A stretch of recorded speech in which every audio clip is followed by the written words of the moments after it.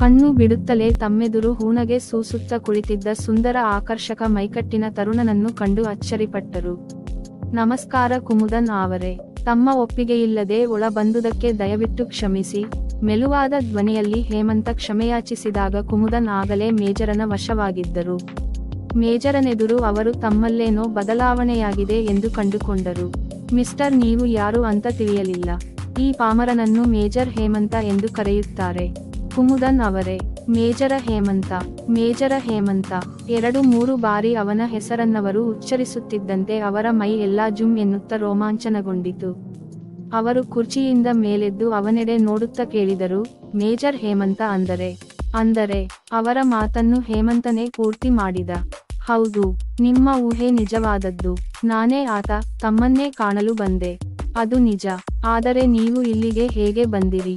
ಈ ಪ್ರಯೋಗಶಾಲೆಯ ಬಗ್ಗೆ ನಿಮಗೆ ಹೇಗೆ ತಿಳಿಯಿತು? ಇದು ತಮಗೆ ಒಗಟಾಗಿರಬಹುದು ಪ್ರೊಫೆಸರ್. ನಮ್ಮಂತವರಿಗೆ ಮಾಮೂಲು ವಿಷಯ. ತಾವು ತಪ್ಪು ತಿಳಿಯದಿದ್ದರೆ ತಾವು ನಡೆಸುತ್ತಿರುವ ಪ್ರಯೋಗದ ಬಗ್ಗೆ ಮಾತನಾಡಬಹುದೇ ನಾನು? ಓಹ್, ಅವಶ್ಯವಾಗಿ. ನನಗದರಿಂದ ಸಂತೋಷವೂ ಲಭಿಸುತ್ತದೆ. ಅದಕ್ಕೂ ಮೊದಲು ಸ್ವಲ್ಪ ಕಾಫಿ. ಬೇಡ, ಸುಮ್ಮನೆ ತೊಂದರೆ ತೆಗೆದುಕೊಳ್ಳಬೇಡಿ. ತೊಂದರೆ ಎಲ್ಲಿಂದ ಬಂತು? ನಾನು ಮೊದಲೇ ಫ್ಲಾಸ್ಕಲ್ಲಿ ಕಾಫಿ ತುಂಬಿಸಿಟ್ಟಿರುವೆ.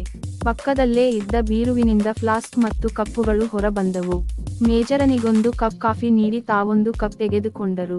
ಕುಮುದನ್ ಕಾಫಿ ಕುಡಿಯುತ್ತಾ ಸಂಭಾಷಣೆಗೆ ಪ್ರಾರಂಭವಾಗಿ ಅದು ಚರ್ಚೆಗೆ ಇಳಿದು ಕೊನೆಗೆ ಸ್ವಲ್ಪ ಕಾವು ಏರಿ ನಂತರ ನಿಧಾನವಾಗಿ ಇಳಿಯುತ್ತಾ ಬಂದು ಆತ್ಮೀಯರ ವಿಚಾರ ವಿಮರ್ಶೆಯಂತೆ ಕೊನೆಗೊಂಡಿತು. ಅದಕ್ಕಾಗಿ ತಗುಲಿದ ಸಮಯ 1.5 ಗಂಟೆ. ಕುಮುದನ್ ಅವರ ಕೈ ಕುಲುಕಿ ಮೇಲೆದ್ದ ಹೇಮಂತ, ಬನ್ನಿ, ನಿಮ್ಮನ್ನು ಗೇಟಿನವರೆಗೂ ಬಿಡುತ್ತೇನೆ. ಬೇಡ ಪ್ರೊಫೆಸರ್, ಸುಮ್ಮನೆ ಔಪಚಾರಿಕತೆ ಬೇಡ. ಅಂದ ಹಾಗೆ ನಿಮ್ಮ ಈ ಪ್ರಯೋಗಕ್ಕೆ ಪ್ರೋತ್ಸಾಹಕರು ಯಾರು? ಹಾಂ, ಇದ್ದಾರೆ. ಬೇರೆ ಯಾರಾದರೂ ಕೇಳಿದ್ದರೆ ನಾನು ಗುಟ್ಟು ಬಿಟ್ಟು ಕೊಡುತ್ತಿರಲಿಲ್ಲ. ನಿಮಗಾಗಿ ಹೇಳುತ್ತೇನೆ. ಹಾಂಗ್ಕಾಂಗಿನಲ್ಲಿರುವ ಒಂದು ವ್ಯಾಪಾರಿ ಸಂಸ್ಥೆ ನನ್ನ ಸಹಾಯಕ್ಕೆ ಮುಂದೆ ಬಂದಿದೆ. ಇದಕ್ಕೆ ತಗಲುವ ಎಲ್ಲ ವೆಚ್ಚ ಅದು ಭರಿಸುವುದಲ್ಲದೆ ಸಿದ್ಧವಾದ ವಸ್ತುಗಳನ್ನು ಸಹ ಅದೇ ಕೊಂಡುಕೊಳ್ಳುತ್ತದೆ. ಓಹ್, ಹಾಂಗ್ಕಾಂಗಿನಲ್ಲಿರುವ ಸಂಸ್ಥೆಯೇ? ಖಂಡಿತವಾಗಿ ವಿದೇಶಿ ಸಂಸ್ಥೆಯಾಗಿರಬೇಕು ಅಲ್ಲವೇ? ಹಾಗಾದರೆ ಅದು ವಿದೇಶಿ ಸಂಸ್ಥೆ ಅಲ್ಲ, ಶುದ್ಧ ಭಾರತೀಯ ಸಂಸ್ಥೆ. ಏನೆಂದಿರಿ? ಭಾರತೀಯ ಸಂಸ್ಥೆಯೇ? ಸಂತಸದ ವಿಷಯ. ಯಾವುದದು? Milind and the sales international. ಹಾಂಗ್ಕಾಂಗಿನ ಶೂ ಬಾಜಾರಿನ ಪಕ್ಕದಲ್ಲಿರುವ ಕಮರ್ಷಿಯಲ್ ಬಿಲ್ಡಿಂಗ್ನಲ್ಲಿದೆ, 4th ಫ್ಲೋರಿನಲ್ಲಿ. ಅದರ ಮಾಲೀಕರಾರು? ಅದನ್ನು ಈಗಲೇ ಹೇಳಲಾರೆ, ಕ್ಷಮಿಸಿ. ಸರಿ, ನಾನು ಒತ್ತಾಯ ಮಾಡಲಾರೆ. ಬನ್ನಿ, ನಿಮಗೆ ಸಮೀಪದ ದಾರಿಯಿಂದ ಹೊರಕಳಿಸುತ್ತೇನೆ. ಪ್ರಯೋಗಶಾಲೆಯ ಪಕ್ಕದಲ್ಲಿದ್ದ ಚಿಕ್ಕ ರೂಮಿನ ಬಾಗಿಲು ತೆರೆದರು ಕುಮುದನ್. ಅಲ್ಲಿಂದ ಮೇಲೆ 5-6 ಮೆಟ್ಟಲುಗಳು. ಹೇಮಂತ ಏರಿ ಬಂದಾಗ ಆತ ಒಣಗಿ, ಅಲ್ಲಲ್ಲಿ ಒಡೆದು ಹೋಗಿ ನೀರಿನ ಟ್ಯಾಂಕಿನಿಂದ ಹೊರ ಬಂದ. ಅವನನ್ನು ನೋಡಿದ ನಾಯಿಗಳು ಒಂದು ಕ್ಷಣ ತಬ್ಬಿಬ್ಬಾಗಿ ನಂತರ ಎರಡೂ ಒಂದೇ ಬಾರಿ ಅವನ ಮೇಲೆ ಗುರುಗುಡುತ್ತಾ ಏರಿ ಬಂದವು. ಮೊದಲಿನಂತೆ ಒಂದು ಅವನ ಪ್ಯಾಂಟನ್ನು ಇನ್ನೊಂದು ಮುಂಗೈಯನ್ನು ಕಚ್ಚಿ ಹಿಡಿದು ಮತ್ತೆ ಬೆಡ್ರೂಮಿಗೆ ಎಳೆದೊಯ್ದವು. ಮಧುವಿನಿಂದ ಆದೇಶ ಬಾರದ ಹೊರತು ಈ ಇಬ್ಬರು ದ್ವಾರಪಾಲಕರು ತನ್ನನ್ನು ಹೊರಗೆ ಬಿಡಲಾರರೆಂದು ಮನದಟ್ಟಾಯಿತು ಹೇಮಂತನಿಗೆ. ಮಧು ಇನ್ನೂ ಸುಖವಾಗಿ ನಿದ್ರಿಸುತ್ತಿದ್ದಳು. ಮೈಮೇಲೆ ಹೊದ್ದಿರುವ ಬ್ಯಾಂಕೆಟ್ ಅಲ್ಲಲ್ಲಿ ಸರಿದಿದ್ದರಿಂದ ಮಖಮಲ್ ಬಟ್ಟೆಯಿಂದ ಅವಳ ದೇಹ ಕಾಂತಿ, ಸುಂದರ ಅಂಗಾಂಗಗಳು, ಕಣ್ಣುಗಳು ಕುಕ್ಕುವಂತೆ ಹೊರ ಕಾಣುತ್ತಿದ್ದವು. ಹೇಮಂತ ವಾಚು ನೋಡಿಕೊಂಡ. ಅವಳ ದೀರ್ಘ ನಿದ್ದೆ ಕೊನೆಗೊಳ್ಳಲು ಇನ್ನೂ ಅರ್ಧ ಗಂಟೆ ಉಳಿದಿತ್ತು. ನಿರ್ವಾಹವಿಲ್ಲದೆ ಬಟ್ಟೆ ಕಳಚಿ ಅವಳ ಪಕ್ಕದಲ್ಲೇ ಬ್ಯಾಂಕೆಟಲ್ಲಿ ತೂರಿಕೊಂಡ. 2 ಗಂಟೆ ಹಿಂದೆ ಮಧುವಿನೊಂದಿಗೆ ಬೆರೆತು ತಾನು ಸುಷಮಾಳಿಗೆ ದ್ರೋಹ ಮಾಡಿದೆ ಎಂದು ಒಳಮನಸ್ಸು ಚುಚ್ಚಿ ನುಡಿಯುತ್ತಿತ್ತು. ತನ್ನ ಈ ಉದ್ಯೋಗದಲ್ಲಿ ಪ್ರಸಂಗಕ್ಕೆ ತಕ್ಕಂತೆ ವೇಷ ತೊಡದಿದ್ದರೆ ರಹಸ್ಯ ಕಂಡುಹಿಡಿಯಲಾಗದೆಂದು, ಅದಕ್ಕಾಗಿ ಮನಸ್ಸಿರದಿದ್ದರೂ ಈ ರೀತಿ ವರ್ತಿಸಬೇಕಾಗುತ್ತದೆ. ಇದು ಅನಿವಾರ್ಯ. ಸದ್ಯದ ಪರಿಸ್ಥಿತಿಯನ್ನು ಕುಮುದನ್ರ ಜೊತೆ ಮಾತನಾಡದಿದ್ದರೆ ಮುಂದಾಗುವ ಅನಾಹುತಗಳು ಭಾರತದ ಭವಿಷ್ಯವನ್ನು ಕರಾಳಗೊಳಿಸುತ್ತಿದ್ದವು. ದೇಶದಲ್ಲಿ ರಕ್ತದ ಹೊಳೆ ಹರಿಯುತ್ತಿತ್ತು. ಅವರೊಂದಿಗೆ ಮಾತನಾಡಿದ್ದರಿಂದ ಅದನ್ನೀಗ ತಡೆಯಬಹುದು ಎಂದು ತನ್ನಷ್ಟಕ್ಕೆ ತಾನೇ ಸಮಾಧಾನಪಡಿಸಿಕೊಂಡ. ನಿದ್ದೆ ಹರಿದಿತ್ತು. ಮಧು ಮಲಗಿದಲ್ಲೇ ಮುಳುಗಿದಳು. ಕೈಕಾಲು ಮುರಿದಾಗ ಬ್ಲಾಂಕೆಟ್ ಪೂರ್ಣವಾಗಿ ಸರಿಯಿತು.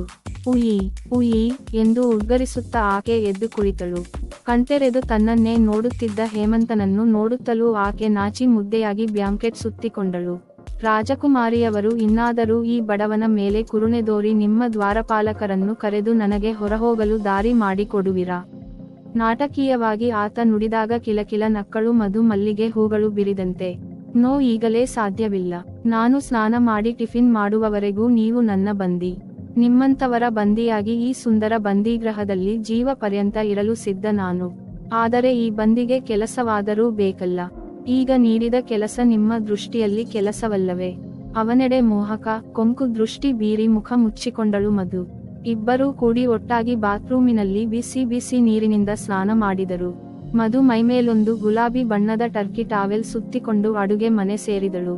ಹೇಮಂತ ಬಟ್ಟೆ ಧರಿಸಿ ಹೊರಬಂದಾಗ ಅವನಿಗಾಗಿ ಉಪಹಾರ ದಾರಿ ಕಾಯುತ್ತಿತ್ತು. ಆಮ್ಲೆಟ್, ಬ್ರೆಡ್ ಟೋಸ್ಟ್, ಹಾಲು, ಅದರ ಜೊತೆ ಬಂಗಾಲಿ ರಸಗುಲ್ಲ. ಜೀವಂತ ರಸಗುಲ್ಲ ತಿಂದ ಮೇಲೆ ಈ ರಸಗುಲ್ಲ ಹಿಡಿಸಲಾರದು. ಮಧುವಿನತ್ತ ಅರ್ಥಗರ್ಭಿತ ದೃಷ್ಟಿ ಬೀರಿ ಹೇಮಂತ ನುಡಿದಾಗ ಆಕೆ ನಾಚಿ ಮುದ್ದೆಯಾದಳು. ಮತ್ತೆ ಯಾವಾಗ ಬರುತ್ತೀರಿ? ಹೊರಟು ನಿಂತ ಹೇಮಂತನಿಗೆ ಪ್ರಶ್ನಿಸಿದಳು ಮಧು. ನಿಮ್ಮ ತಂದೆ ಕುಮುದನ್ ಅವರು ಬಂದ ಮೇಲೆ ಹೇಳಿಕಳಿಸಿದರೆ ಬರುತ್ತೇನೆ. ಸದ್ಯ 10-15 ದಿನ ಅವರು ಬರಲಾರರು. ಅವರು ಬಂದ ಮೇಲೆ ತಿಳಿಸಿ. ಮಧು ತುಟಿ ಓರೆ ಮಾಡಿ ಸಿಳ್ಳು ಹಾಕುತ್ತಲೂ ದ್ವಾರಪಾಲಕ 2 ನಾಯಿಗಳು ಓಡಿ ಬಂದವು. ನೀವಿನ್ನೂ ಬಂಧಮುಕ್ತರು, ಹೋಗಬಹುದು. ಮಧುವಿಗೊಂದು ಬೀಳ್ಕೊಡುವ ಮುನ್ನ ಚುಂಬನವಿತ್ತು ಹೊರನಡೆದ ಹೇಮಂತ. ಮಧುವಿನ ಕಣ್ಣುಗಳು ಅವನ ಬೆನ್ನಲ್ಲೇ ನೆಟ್ಟಿದ್ದವು. ನಮ್ಮ ಚಾನೆಲ್ನಲ್ಲಿ ನಾವು ನಮ್ಮ ಆಡಿಯನ್ಸ್ಗೋಸ್ಕರವಾಗಿ ಸಂಗತಿಗಳು, ಕಥೆಗಳು, ಪುರಾಣಗಳು ಮತ್ತು ಇನ್ನಿತರ ವಿಷಯಗಳನ್ನೊಳಗೊಂಡು ವಿಡಿಯೋಗಳನ್ನು ಮಾಡುತ್ತಿದ್ದೇವೆ. ದಯವಿಟ್ಟು ಎಲ್ಲರೂ ನಮಗೆ ಸಪೋರ್ಟ್ ಮಾಡಿ. ಹಾಗೆ ಚಾನೆಲ್ ಅನ್ನು ಸಬ್ಸ್ಕ್ರೈಬ್ ಮಾಡಿ, ವಿಡಿಯೋಗಳನ್ನು ಲೈಕ್ ಮತ್ತು ಶೇರ್ ಮಾಡಿ. ನಿಮಗಿಷ್ಟ ಆಗುವಂತಹ ಒಗಳನ್ನು ಕಾಮೆಂಟ್ಗಳಲ್ಲಿ ತಿಳಿಸಿ. ನಾವು ಎಲ್ಲಾ ರೀತಿಯಲ್ಲೂ ನಿಮಗಿಷ್ಟ ಆಗುವಂತಹ ವಿಡಿಯೋಗಳನ್ನು ಅಪ್ಲೋಡ್ ಮಾಡಲು ಪ್ರಯತ್ನ ಪಡುತ್ತೇವೆ. ದಯವಿಟ್ಟು ನಮ್ಮ ಚಾನೆಲ್ ಅನ್ನು ಲೈಕ್, ಶೇರ್ ಮತ್ತು ಸಬ್ಸ್ಕ್ರೈಬ್ ಮಾಡಿ.